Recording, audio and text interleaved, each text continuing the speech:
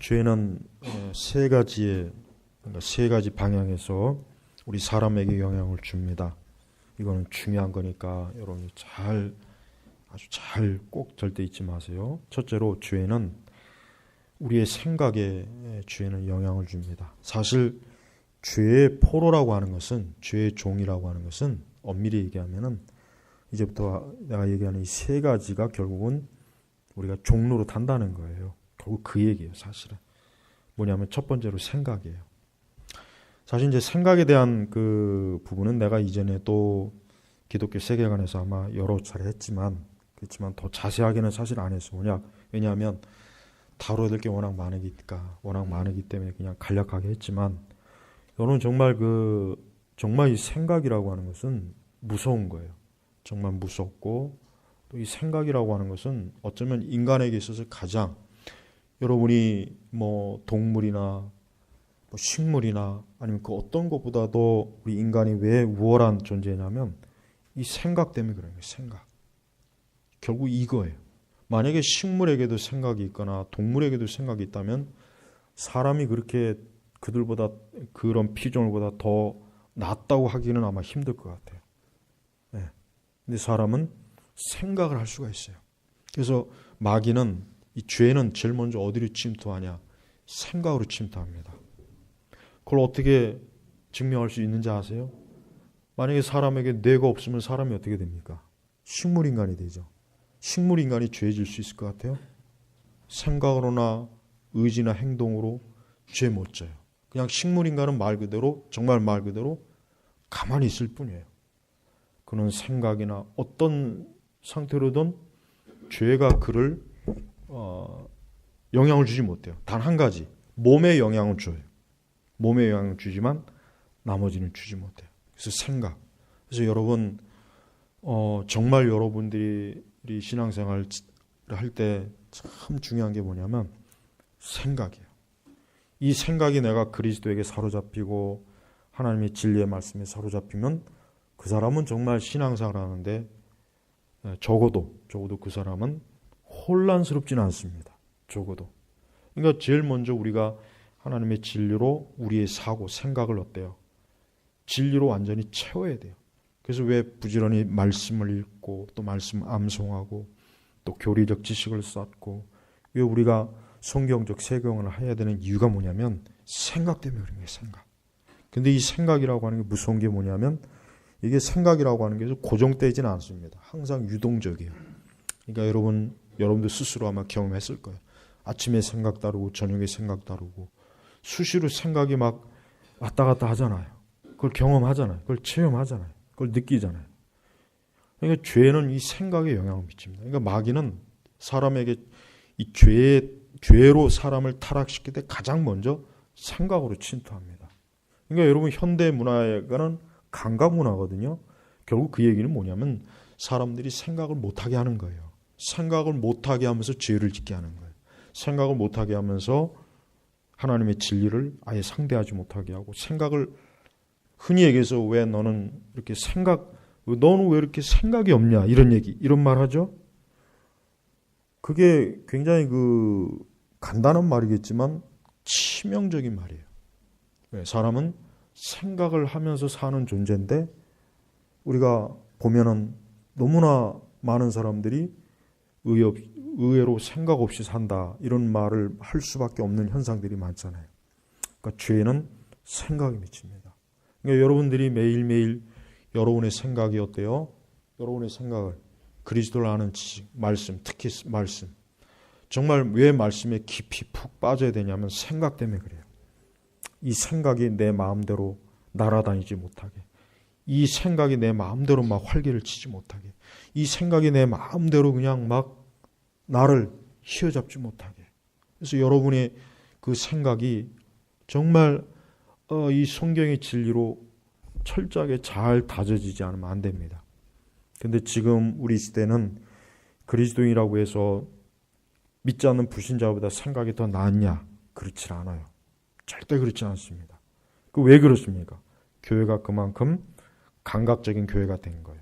교회가 그만큼 감각적인 형태의 신앙으로 바뀌었기 때문에 신자들이 생각을 안 하는 거예요. 옛날에는 교회 들어오면 생각이 정말 바뀌었어요. 정말 바뀌었어요. 생각이 바뀌었나 봐요. 그래서 생각이 바뀌니까 그의 마음도 바뀌고 의지도 바뀌고 삶이 바뀌잖아요. 그게 회개란 말이에요.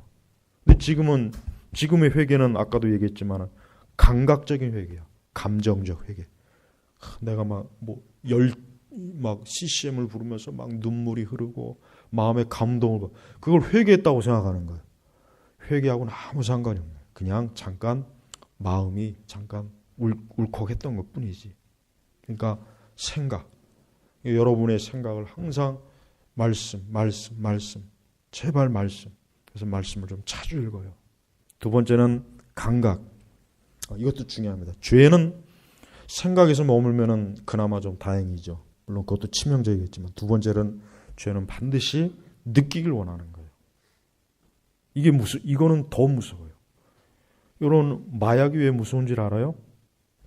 마약이 무서운 이유는 뭐냐면 마약을 하고 나면은 세상 그 어떤 것도 마약 이상으로 극한 쾌락을 주지 못하는 거예요. 그러니까 마약에 한번 빠지면은 그 마약을 통해서 얻은 쾌락이 도저히 잊히지 못하는 거예요. 하여튼 인간이 얻을 수 있는 최고의 쾌락을 맛보고 나면은 그 아래 것에 해당되는 마약 쾌락은 쳐다도 안 보는 거예요.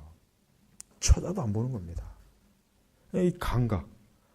그래서 여러분 왜 그 옛날 중세시대 때나 중세 후기나 근대까지는 기독교가 인간을 감각적으로 뭔가 약간의 어떤 관능적인 거나 이런 것만 줘도 아주 발칵 뒤집어 버렸어요. 그래서 옛날에는 이 피아노 다리에다가도 치마를 해 입혔어요. 왜? 이 피아노 다리를 보고 잘못된 그런 진짜 그랬다. 진짜 우리가 생각할 때 웃기지만 그 당시 사람들이 얼마나 그거를 엄격하게 생각했는지 알죠.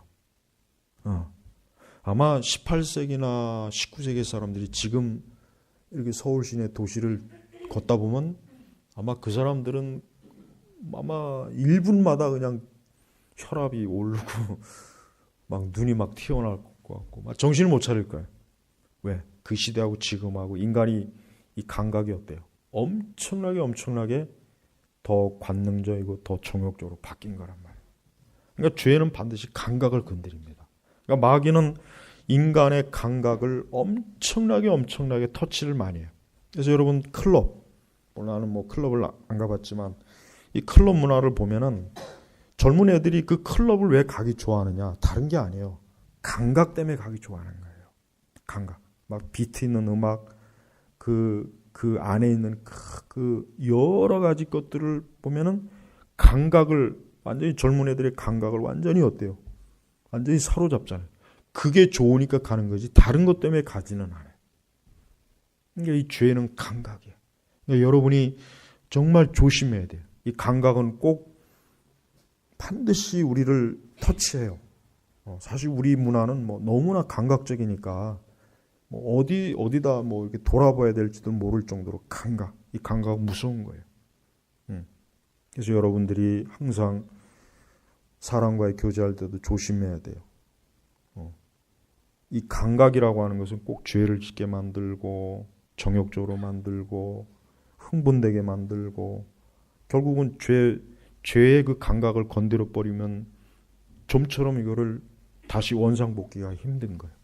그래서 죄라는 게 이렇게 무서운 거예요. 감각으로. 여러분 인간이 대단한 존재 같죠? 절대 안 그래요. 이건 실험으로도 증명이 된 것이고 실제 있었던 사건으로도 증명이 된 거예요. 인간을 무너뜨릴 때 감각만 지배하면은 그 사람은 내 마음대로 부릴 수 있어요. 내 노예로 만들 수 있어요.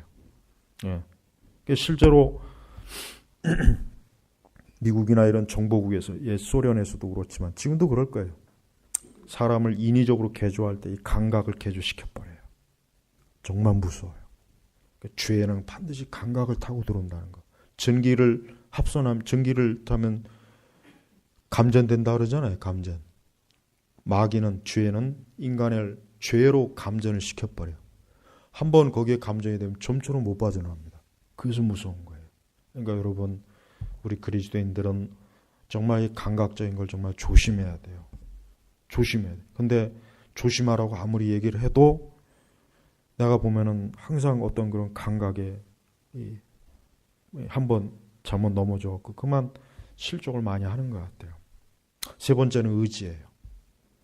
세 번째 의지. 이 죄는 반드시 의지를 건듭니다. 결국 궁극적으로 의지가 허락해야 죄가 발생하는 거예요. 자, 생각으로 들어왔어요. 감각으로 들어왔어요. 의지에서 허락 안 하면 죄는 막을 수 있는 거예요.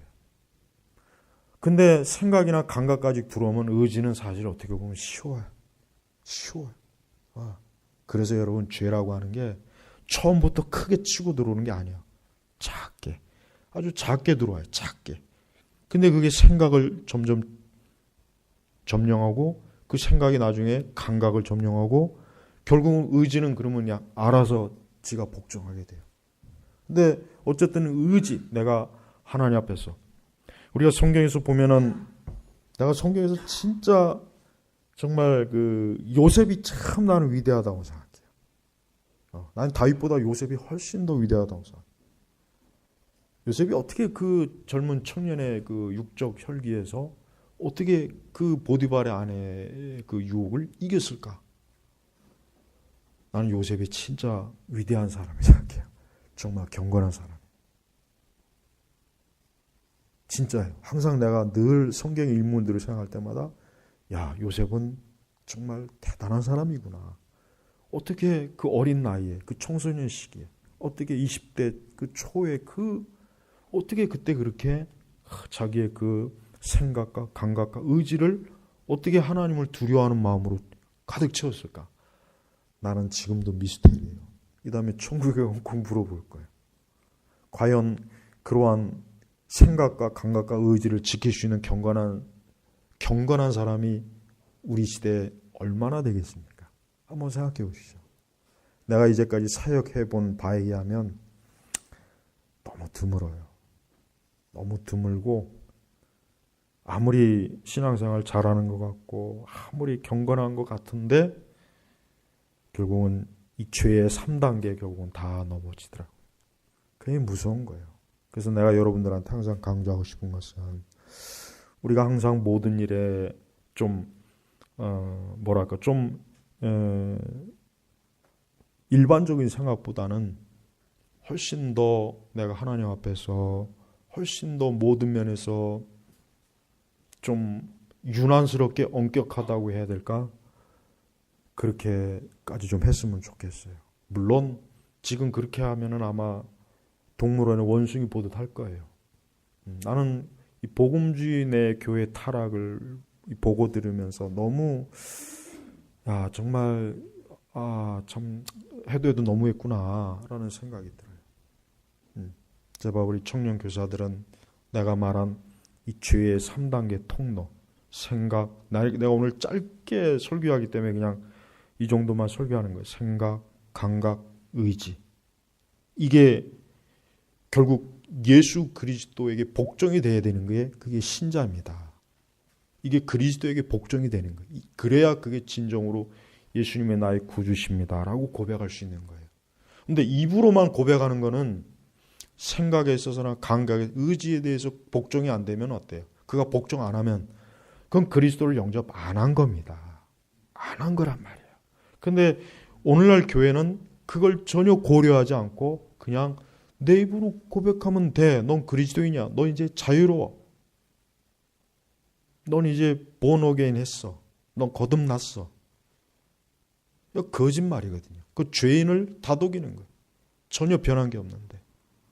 그래서 제발 여러분 오늘 이 청년부 설교를 잘 들어요. 이걸 사실 작년부 때 했으면 더 좋았을 텐데 뭐 다음에 또 할 기회가 있겠고. 죄는, 마귀는 생각, 감각, 의지, 이 세 가지를 통과해 들어옵니다. 이 세 가지를 얼마나 강하게 밀고 들어오는지 못 막아요. 힘들어요. 그러니까 얼마나 우리가 평소에 기도와 경건하게 하나님을 섬기느냐에 따라서. 그러니까 요셉이 얼마나 그 애굽의 포로로 끌려갔지만 그가 얼마나 하나님을 경건하게 섬겼을까 생각해 보면 우리도 요셉과 같이 경건하게 하나님을 경외해야 되겠구나. 다윗은 어때? 다윗은 참 하나님의 사람인데 이 3단계가 그냥 무너져 버렸어요. 벌거벗은 여인을 봤어요. 여인이 머릿속에 들어왔어요. 벌써 감각에서 느껴져요. 의지는 지가 알아서 그냥 무너져 버렸어요.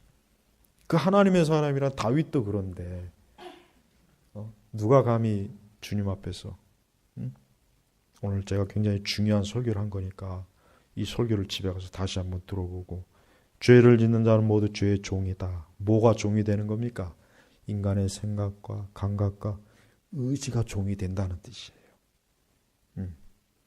이 말씀을 여러분 다시 한번 집에 가서 꼭 들어보고 이 말씀을 읽어보면은 하나님 앞에 한 주간도 내가 얼마나 주를 모신다는 게 이게 얼마나 거룩하고 존귀한 거구나, 이게 얼마나 중요한 거구나 하는 거 여러분 알 수 있어요. 나는 우리 청년들이 제발 좀 모든 면에서 우리 청년 교사들이 한 사람 한 사람 하나님의 사람이 되었으면 좋겠어요. 제발 좀 그냥 요즘 시대 흔히 유행하는 그런 청년들, 교회 다니는 청년들 말고 제발 좀 하나님 앞에서 모든 면에서 정말 잘 준비된 그런 사람이 되었으면 좋겠어요. 기도하겠습니다. 아버지 하나님 감사합니다. 우리 여기 귀한 우리 청년 교사들이 있습니다. 이렇게 주의를 잘 구별해서 성수하며 교회를 사랑하고 교회 안에 와서 예배드리고 교회를 참 귀한 거룩한 집으로 알고 오늘도 이렇게 예배를 드립니다. 우리 청년 교사들 하나님이 택한 거룩한 그릇으로, 깨끗한 그릇으로 늘 삼아 주시옵소서. 감사하며 우리 주 예수님의 이름으로 기도 올렸습니다. 아멘.